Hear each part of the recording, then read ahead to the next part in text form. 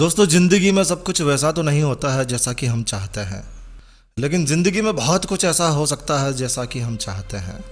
लेकिन जैसा हम चाहते हैं, जैसा हम सोचते हैं, वैसा ही हो जाए, इसके लिए हमारे पास दो चीज़ों का होना बहुत ज़रूरी है। आज एक कहानी के माध्यम से हम समझेंगे कि ज़िंदगी में हम जो चाहते हैं वो कैसे पा सकते हैं। जो चाहोगे वो पाओगे। जय श्री कृष्णा दोस्तों, मैं हूं नरेंद्र अग्रवाल और आप देख रहे हैं नरेंद्र अग्रवाल यूट्यूब चैनल। तो आइए एक छोटी सी कहानी के माध्यम से हम समझते हैं कि हम जो चाहते हैं वो कैसे प्राप्त कर सकते हैं, कैसे पा सकते हैं। तो ये छोटी सी कहानी है। तो एक साधु घाट किनारे अपना डेरा डाले हुआ था। वहाँ वो धूनी रमा कर दिन भर बैठा रहता था और बीच बीच में ऊंची आवाज में चिल्लाता, जो चाहोगे वो पाओगे, जो चाहोगे वो पाओगे। लोग उस रास्ते से गुजरते थे, वो उसे पागल समझते थे। कोई तो उसकी बात को सुनकर अनसुना करके चला जाता है और जो सुनते हैं वो उस पर हंसते हुए आगे बढ़ते।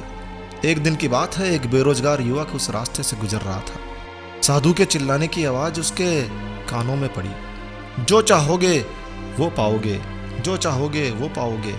ये क्या?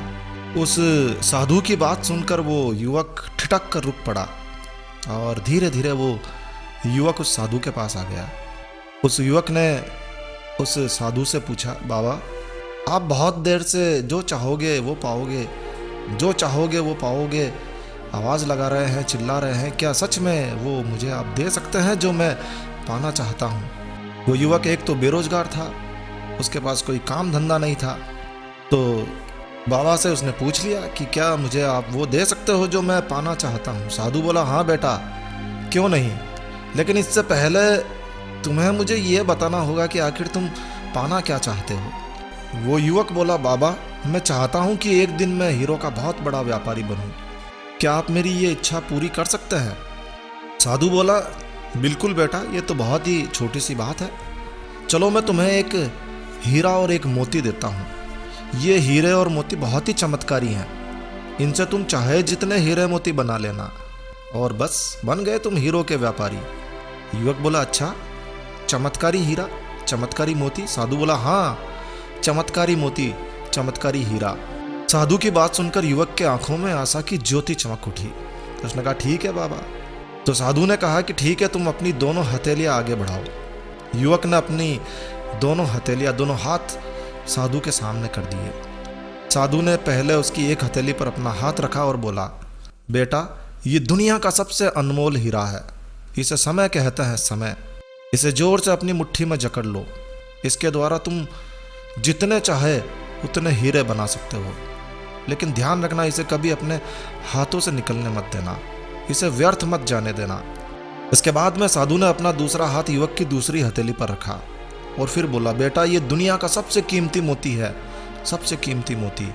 इसका नाम धैर्य है। तो जब भी किसी कार्य में समय लगे और समय लगाने के बाद भी तुम्हें वांछित परिणाम प्राप्त ना हो, तो इस धैर्य नाम के मोती को धारण कर लेना। यदि ये मोती तुम्हारे पास है तो तुम दुनिया में जो चाहो वो हासिल कर सकते हो, जो चाहे वो हासिल कर सकते हो। युवक ने ध्यान से साधु की बातें सुनी और उन्हें धन्यवाद देकर वो वहां से चल पड़ा। अब उसे सफलता प्राप्त करने के 2 गुरु मंत्र मिल चुके थे।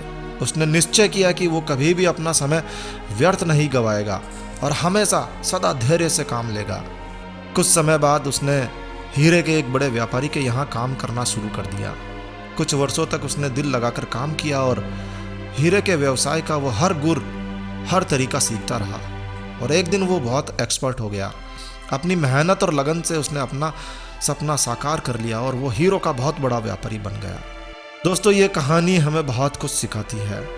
ये कहानी हमें सिखाती है कि मुश्किल कितना भी समय हो, लेकिन हम इन दोनों रत्नों के सहारे अपनी ज़िंदगी को बदल सकते हैं।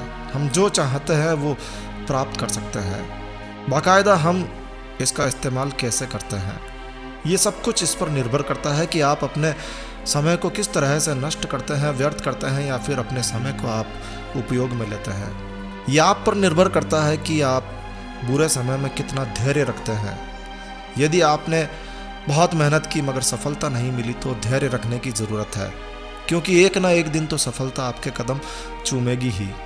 तो यदि आपके पास भी ये 2 रत्न हैं, हीरे और मोती हैं, तो आप जो चाहते हैं वो प्राप्त कर सकते हैं। छोटी सी कहानी है मगर सीख बहुत बड़ी देती है। बस इस वीडियो को यहीं विराम देते हैं दोस्तों। यह वीडियो, ये कहानी आपको कैसी लगी कमेंट करके हमें ज़रूर बताएं, और इसी तरह के और वीडियोस देखने के लिए आप हमारे इस चैनल को सब्सक्राइब कर सकते हैं। तो एक नया वीडियो, एक नई जानकारी लेकर मैं आपका दोस्त नरेंद्र अग्रवाल फिर मिलूंगा। तब तक के लिए stay healthy, stay happy. Thank you for watching my video. Thanks. जय श्री राम, जय हनुमान।